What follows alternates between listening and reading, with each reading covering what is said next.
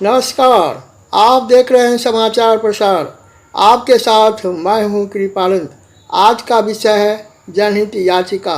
जैसा कि नाम से पता चल जाता है कि यह याचिका जनहित के लिए कोर्ट में लगाया जाता है, लेकिन जनहित याचिका का कानूनी परिभाषा क्या है, यह याचिका कब और क्यों लगाया जाता है, भारत में जनहित याचिका की शुरुआत कब और कहां हुई, जनहित याचिका के दुरुपयोग पर सुप्रीम कोर्ट ने क्या गाइडलाइन दी है।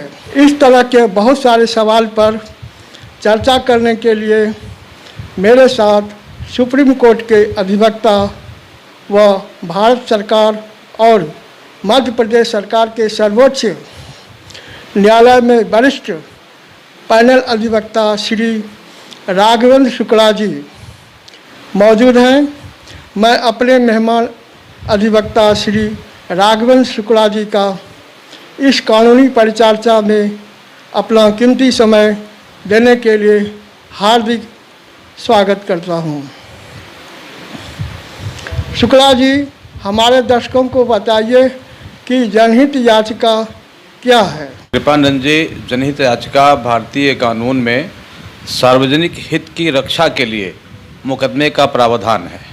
अन्य सामान्य अदालती याचिकाओं से अलग होती है यह। इसमें यह आवश्यक नहीं कि पीड़ित पक्ष स्वयं अदालत में जाए। यह किसी भी नागरिक द्वारा या स्वयं न्यायालय द्वारा पीड़ित के पक्ष में दायर किया जा सकता है। शुक्ला जी, भारत में जनहित याचिका के जनक जस्टिस पीएन भगवती को क्यों माना जाता है? जनहित याचिका के बारे में उन्होंने क्या उपाय सुझाए थे? जी कृपानंद जी, प्रफुल्ल चंद नटवरलाल भगवती, जिन्हें हम पीएन भगवती के नाम से जानते हैं, भारत के 17वें मुख्य न्यायाधीश थे। वे 12 जुलाई 1985 से 20 दिसंबर 1986 तक उच्चतम न्यायालय के मुख्य न्यायाधीश रहे। इसके अलावा उन्होंने गुजरात उच्च न्यायालय में के चीफ जस्टिस के रूप में भी अपनी सेवाएं दी थी और जुलाई 1973 में उन्हें सुप्रीम कोर्ट में जज नियुक्त किया गया था। जनहित याचिका के पुरजोर समर्थक जस्टिस पीएन भगवती ने कहा था कि मूलभूत अधिकारों के मुद्दे पर हाई कोर्ट या कोर्ट का दरवाज़ा खटखटाने के लिए किसी भी व्यक्ति को किसी अधिकार की आवश्यकता नहीं है।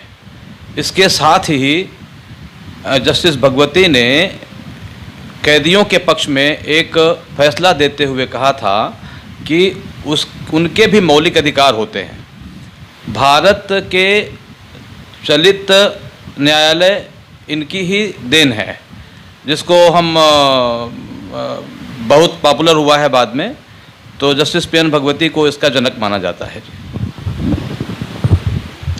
शुक्ला जी, जनहित याचिका के लाभ क्या है?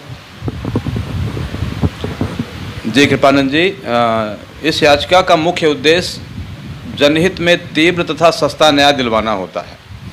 कार्यपालिका और विधायिका को उनके संवैधानिक कार्य करवाने हेतु न्यायालय द्वारा आदेश पारित किया जाता है। ये समूह हित में काम आती है, न कि व्यक्तिगत हित में। इसीलिए इसको लोग PIL के नाम से भी जानते हैं, पब्लिक इंटरेस्ट लिटिगेशन। यदि इसका दुरुपयोग किया जाए तो याचिकाकर्ता पर जुर्माना तक कर दिया जाता है। तो जनहित याचिका इसलिए बड़ी महत्वपूर्ण और आवश्यक भी है। जी शुक्ला जी, जनहित याचिका कौन दायर कर सकता है और किस कोर्ट में जनहित याचिका लगाया जा सकता है? जनहित याचिका कोई भी व्यक्ति लोगों की भलाई के लिए कोर्ट में फाइल कर सकता है। केस में जैसे टेररिज्म का हो गया, बंधुआ मजदूरी हो गई, एसिड अटैक हो गया, पोल्यूशन से संबंधित आजकल देखते हैं पर्यावरण से समस्याएं बहुत सारी हैं, सड़क सुरक्षा, पर्यावरण एनवायरमेंटल डिग्रेडेशन जैसे आजकल बहुत ज़्यादा हो रहा है, निर्माण संबंधी रिस्क है। इन सब चीज़ों को कुछ नाम ऐसे हैं जिनको जनहित याचिका में लाया जा सकता है। जनहित याचिका 1976 में मुंबई कामगार सभा बनाम अब्दुल भाई मामले में शुरू हुई थी और पहला PIL मामला हुसैनारा खातून बनाम बिहार राज्य 1979 में जनों की दयनीय स्थिति को देखकर लगाई गई थी। जनहित याचिका एक रिट याचिका होती है जिसमें अनुच्छेद 32 के तहत सर्वोच्च न्यायालय में और अनुच्छेद 226 के तहत हाई कोर्ट में दायर किया जा सकता है। जनहित याचिका कैसे दायर किया जाता है या दायर करने की प्रक्रिया क्या है, शुक्ला जी हमारे दर्शकों को थोड़ा विस्तार से बताइए। जी कृपानंद जी, जनहित याचिका दायर करने के पहले आपको सबसे पहले तो विषय को समझना चाहिए कि आप किस विषय पर जनहित याचिका लाना चाह रहे हैं। मामले का पूरा शोध करना चाहिए। अगर याचिका कई लोगों के हित को प्रभावित कर रही है तो याचिकाकर्ता के लिए आवश्यक है कि वह प्रभावित होने वाले सभी समूहों व व्यक्तियों से परामर्श ले। जब आप याचिका दायर करने के लिए तैयार हो जाएं तो पहले अपना केस मजबूत करने के लिए सबूत के तौर पर जो भी आपके पास महत्वपूर्ण जानकारी है, कागजात हैं, वो सारे इकट्ठा करें। आप खुद भी केस लड़ सकते हैं और अपना पक्ष रखने के लिए आप अधिवक्ता भी नियुक्त कर सकते हैं। इसमें विशेष ये ध्यान रखना है कि आप जिस भी वाद को लाना चाह रहे हैं, जनहित याचिका को लाना चाह रहे हैं, उसके लिए पूरी तैयारी आपको करनी चाहिए। याचिका दायर करने के पहले अधिवक्ता की सलाह लेना हमेशा उचित होता है। अगर आप खुद केस पर अपना पक्ष रखना चाहते हैं तो आपको तय समय में न्यायालय में अपनी समस्या को बताने के व समझाने के लिए खुद को तैयार करना चाहिए। जब जनहित याचिका की कापी उच्च न्यायालय में दायर करनी हो तो तैयार हो जाए तो याचिका को 2 कॉपी न्यायालय में प्रस्तुत करनी चाहिए। इसके साथ ही आपको याचिका की एक कॉपी एडवांस में प्रतिवादियों के समक्ष भी प्रस्तुत करने चाहिए, जिन्होंने आगे जवाब देना है कि भाई हम आपका ये क्यों आप प्रभावित हुए हैं, उनको आपको देना चाहिए। वह याचिका की कॉपी प्रतिवादियों को प्रस्तुत कर दिए जाने का सबूत भी याचिका को अपनी कॉपी के साथ लगाना चाहिए। यह अगर याचिका सुप्रीम कोर्ट में दायर करनी हो तो याचिका की 5 प्रतियां बनानी चाहिए और उनको न्यायालय में प्रस्तुत करना चाहिए। जब न्यायालय नोटिस जारी करेगा तो प्रतिवादी को याचिका की एक कॉपी भेजी जाएगी और उसके बाद फिर प्रक्रिया आरंभ होगी और वो जो है आके न्यायालय में अपना पक्ष रखेंगे। शुक्ला जी हमारे दर्शकों को ये भी बताइए कि जनहित याचिका दायर करने में क्या सावधानी बरतनी चाहिए। अच्छा प्रश्न है कृपानंद जी। हाई कोर्ट में जनहित याचिका दायर करना अब आसान नहीं रह गया है। जनहित याचिका को वैसे तो PIL बोलते हैं, लेकिन आजकल लोगों ने उसको PIL ऐसे कहना कि प्राइवेट इंटरेस्ट लिटिगेशन बोलना शुरू कर दिया है। याचिका दाखिल करते समय वादियों को यह बताना होता है कि समस्या की शिकायत दूर करने के लिए वह पहले कहाँ शिकायत उन्होंने की है, शिकायत कब की गई है, शिकायत के बाद संबंधित विभाग ने कोई जानकारी दी है या कार्रवाई की है कि नहीं। बिना इसकी जानकारी के जनहित याचिकाएं स्वीकार नहीं की जाएंगी। अदालत ने सरकार को इस संबंध में बनी लिटिगेशन कमेटी का भी बेहतर तरीके से पालन करने का निर्देश दिया हुआ है। आजकल देखा जाता है कि हाई कोर्ट और बाकी जगह पे PILs की बड़ी भीड़ लगी हुई है। हाई कोर्ट में इन दिनों ये जो बड़ी संख्या में जो PIL दाखिल हो रही हैं, ये कई बार न्यायालय इसको दुरुपयोग के रूप में भी लेने लग गया है। आजकल हर छोटी समस्या को लेकर लोग जनहित याचिका दायर कर देते हैं, जिससे न्यायालय में एक तो वाद की संख्या बढ़ती है, दूसरा इससे गुणवत्ता भी और इस पर प्रश्न चलना आरंभ हो गया है। कई मामलों में सुनवाई के दौरान अदालत प्रार्थी को निर्देश देती है कि वे संबंधित अधिकारी के पास अपनी शिकायत रखें ताकि अधिकारी इस बात पर कोई उचित निर्णय ले।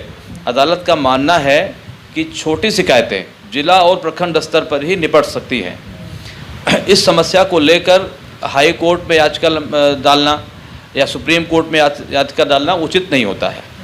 इसके लिए सरकार ने राज्य और जिला स्तर पर लिटिगेशन पॉलिसी के तहत कमेटी का भी गठन किया हुआ है।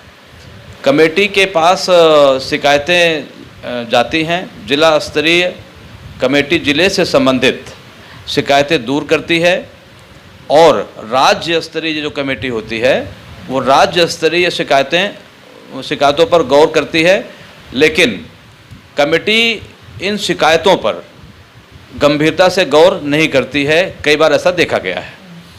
तो जनहित याचिका एक मात्र उपाय बचता है लेकिन उसमें ध्यान रखना है कि जनहित याचिका दायर करते समय वादी को अपना ब्यौरा भी देना होता है।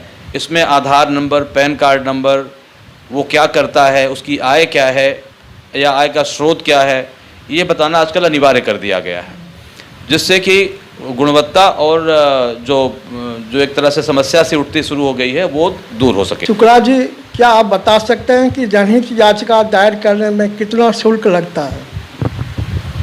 जी कृपानंद जी, ये अच्छा प्रश्न है आपका। आजकल जनहित याचिका जो है वो सस्ती होने की वजह से भी थोड़ा सा गड़बड़ हो रहा है। अन्य अदालती मामलों के मुकाबले जनहित याचिका दायर करना बड़ा सस्ता है। किसी जनहित याचिका में वर्णित प्रत्येक प्रतिवादी के लिए वादी को 50 रुपये के हिसाब से शुल्क अदा करना पड़ता है और इसका उल्लेख याचिका में करना पड़ता है। हालांकि पूरी कार्यवाही होने में जो खर्च लगता है वह उस वकील पर निर्भर करता है कि आपने कैसा वकील अपने उस केस के लिए जोड़ा हुआ है। पर सरकारी रूप से पैसा कम लगता है, अधिवक्ता के हिसाब से पैसा ज़्यादा लग सकता है। जी, वैसे तो चाहे तो याची खुद भी अपने तरफ से याचिका कर सकता है, तो उसमें शुल्क कम लगेगा। आमतौर पर न्यायालय जनहित याचिका को कब स्वीकार कर लेते हैं? जी, जनहित याचिका अदालत के मुख्य न्यायाधीश द्वारा स्वीकार की जाती है। इसलिए यह पूरी तरह से इस बात पर निर्भर करता है कि मुख्य न्यायाधीश और उनके साथ बैठे हुए जो न्यायाधीश हैं वो कन्विंस हैं कि जनहित याचिका दायर लेनी चाहिए कि नहीं, इस पर निर्भर करता है। उच्च न्यायालय या उच्चतम न्यायालय द्वारा किसी जनहित याचिका को स्वीकार करने का औसत जो आजकल है वो 30 से 60% तक ही है।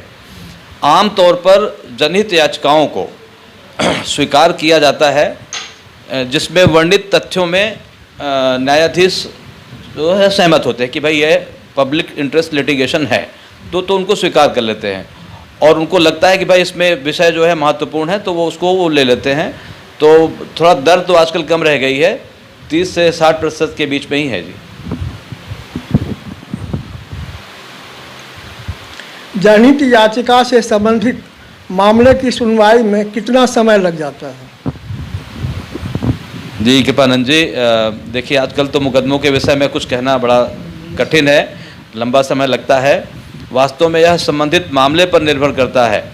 यदि कोई मामला कई व्यक्तियों के जीवन से जुड़ा है या मानव अधिकारों के उल्लंघन आदि से संबंधित है, तो ऐसे मामलों में अदालत बहुत ही कम समय में सुनवाई पूरा करता है और मामले का निपटारा करता है। लेकिन सामान्य तौर पर अदालतों में अत्यधिक जनहित याचिकाएँ या और भी मामले लंबित होने की वजह से थोड़ा समय लगता है। मामलों की सुनवाई और निपटारे में सालों लग जाते हैं। हालांकि सुनवाई के दौरान न्यायालय जो है वो संबंधित जो हमारे अधिकारी हैं उससे रिलेटेड जो हैं उनको कुछ कार्य करने का निर्देश दे सकती है कि भाई आप जाइए वो कार्य पूरे करा दीजिए, और मामला जो है तब तक वो चलता रहता है। दोनों पक्षों की अंतिम सुनवाई के बाद जनहित याचिकाओं से संबंधित जो भी मामले हैं उस पर अंतिम निर्णय दिया जाता है। क्या वर्तमान समय में जनहित याचिका का दुरुपयोग हो रहा है? कोर्ट ने इस दुरुपयोग को रोकने के लिए कौन सा प्रावधान किए हैं? शुक्ला जी, हमारे दर्शकों को थोड़ा बताएं। जी कृपानंद जी, जैसे मैंने बताया कि आजकल PIL को पब्लिक के बजाय प्राइवेट इंटरेस्ट लिटिगेशन बोला जाने लग गया है। वो कई इन्हीं चक्करों में कि लोग इसका दुरुपयोग करने लगे हैं। जनहित याचिकाओं के दुरुपयोग पर चिंता जताते हुए शीर्ष न्यायालय ने कहा है कि इस व्यवस्था पर अब पुनर्विचार करने का समय आ गया है। सुप्रीम कोर्ट ने कहा कि जनहित के नाम पर चर्चा पाने और राजनीतिक लाभ हासिल करने के लिए इस व्यवस्था का इस्तेमाल किया जा रहा है। एक मामला ऐसे आया था 2015 में, जिसमें दो वर्ष के बाद उन लोगों ने जनहित याचिका दायर की थी। और ये 2015 में छत्तीसगढ़ के रायपुर में प्रधानमंत्री मोदी का मंच एक बार गिर गया था। NIA और CBI की जांच वाली मांग की गई, एक याचिका बनाई गई और जो मांग की गई कि इसकी NIA से और CBI से जांच होनी चाहिए। और जस्टिस AK सीकरी और जस्टिस अशोक भूषण की बेंच ने यह बात कही कि यह याचिका सूबे में के पंजीकृत दल छत्तीसगढ़ी समाज पार्टी ने दायर किया था। इस पर शीर्ष न्यायालय ने फटकार लगाते हुए कहा कि भाई तुम लोग ये गलत कर रहे हो और 1 लाख रुपए का उन्होंने जुर्माना भी लगाया था। इससे पहले यह याचिका हाई कोर्ट में दायर की गई थी, लेकिन वहाँ से वो खारिज हो गई थी और उन लोगों ने वो बात समझी नहीं और वो सर्वोच्च न्यायालय में आ गए। तो सर्वोच्च न्यायालय ने फटकार लगाया कि आप लोग जो है अपना क्या बोलते हैं प्रसिद्धि पाने के लिए और अपना राजनीतिक लाभ लेने के लिए इस तरह की याचिकाएं दायर करते हैं और इसके लिए उनके ऊपर 1 लाख रुपए का जुर्माना भी लगाया था। और ये देखा, जैसे मैंने आपको शुरू में ही बताया कि 2 वर्ष पहले मामला हुआ था और 2 वर्ष के बाद वो आप न्यायालय में लेके आ रहे हुए सारी चीज़ें, तो वो न्यायालय ने थोड़ा सा गंभीरता से लिया था। राज्य सरकार के अधिकारियों से की ओर से इसमें भ्रष्टाचार और अवैध तरीके अपनाए गए थे, है ना। ये तो मतलब कुछ ऐसा उसी से संबंधित कई सारी चीज़ें थी, तो वो सारी चीज़ों को सर्वोच्च न्यायालय में मतलब गंभीरता से लिया कि ये चीज़ें ठीक नहीं हैं आपकी। और सर्वोच्च न्यायालय ने 1 लाख रुपए का उनको जुर्माना किया कि भाई आप दोबारा इस तरह की चीज़ें ना करें, प्रसिद्धि पाने के लिए जनहित याचिका का दुरुपयोग करना उचित नहीं है जी। और एक मामला और आपको बताऊं मैं, सुब्रमण्यम स्वामी जी को आप जानते होंगे, वरिष्ठ अधिवक्ता भी हैं और नेता भी हैं। उन्होंने भी एक जनहित याचिका सर्वोच्च न्यायालय में लगाई थी। उसके विषय में भी सर्वोच्च न्यायालय ने बोला था कि भाई इस तरह के विषय आप जनहित याचिका के माध्यम से ना ले आएँ, क्योंकि ऐसे में अपना सर्वोच्च न्यायालय का समय खराब होता है और आप पॉलिसीज से रिलेटेड चीज़ों के लिए सर्वोच्च न्यायालय में ना आए तो ठीक है। शुक्ला जी, क्या आपने अभी तक कोई जनहित याचिका दायर किया है? यदि दायर किया है तो हमारे दर्शक के साथ अपना अनुभव साझा करें। जी कृपानंद जी, देखिए निश्चित रूप से जनहित याचिका जनहित से संबंधित है और हर अधिवक्ता का ये कर्तव्य होना चाहिए वो कुछ जनहित का ध्यान रखे। जनहित याचिकाओं के लिए विभिन्न न्यायालयों में, लेकिन अभी क्या स्थिति क्या हो गई है कि कुछ न्यायालय हैं जिसमें कुछ अधिवक्ता चिन्हित कर लिए गए हैं, वही जनहित याचिकाओं पे ज़्यादा काम करते हैं और उनको ही लोग संपर्क करते हैं, चाहे याचिकाकर्ता हो चाहे अधिवक्ता हो, और उन्हीं के माध्यम से याचिकाएँ आजकल दायर की जाती हैं। तो अब जिसकी नाम इससे ख़राब होता है कि भाई जनहित याचिका के नाम पे लोग अपना व्यक्तिगत हित साध रहे हैं, तो इसलिए थोड़ा सा हम लोग बचते हैं उस चीज़ों से। फिर भी हमने पुलिस रिफॉर्म को लेके एक याचिका दायर की थी सर्वोच्च न्यायालय में, तो सर्वोच्च न्यायालय ने उसको बोला कि भाई देखिए ये सारी चीज़ें सरकार का विषय है और आप जो है इसको अभी PIL में ना ले आएँ। तो उनके सरकार अपने सर्वोच्च न्यायालय के निर्देश पे हमने उस याचिका वापस ले ली थी। अभी हमारे एक मित्र हैं, समाज सेवक भी हैं और समाज के लिए बड़ी चिंता करते हैं, तो उन्होंने हमसे संपर्क किया है कि भाई एक जनहित याचिका हमारा लगाना है न्यायालय में, क्योंकि कुछ काम हो नहीं रहे हैं। तो मैंने अपने साथी जो हमारे अधिवक्ता हैं उनको हमने बोला है कि आप उसको देखें और जाके उसकी तैयारी करें। अगर लगता है कि भाई ये न्यायालय में ले आने लायक विषय है तो हम निश्चित रूप से इसको PIL के रूप में सर्वोच्च अपने उच्च न्यायालय में लेके आएंगे। उसकी तैयारी लगभग पूरी हो गई है। विषय तो मुझे लग रहा है कि हाँ निश्चित रूप से जनहित का है और हम प्रयास करेंगे कि उसको न्यायालय के समक्ष प्रस्तुत करें। धन्यवाद शुक्ला जी, आज का परिचर्चा हम यहीं समाप्त करते हैं। आपने हमारे दर्शकों को बहुत ही अच्छी कानूनी सलाह उपलब्ध करवाई, इसके लिए आपको दिल से आभार। हम अपने दर्शकों से कहना चाहते हैं कि यदि ये परिचर्चा आपको अच्छा लगा है तो इसे लाइक करें, अपने दोस्तों को भी शेयर करें। आप समाचार प्रसार चैनल को सब्सक्राइब करना न भूलें, बेल आइकन को ज़रूर दबाएं ताकि आपको हमारे न्यूज़ का नोटिफिकेशन मिलता रहे।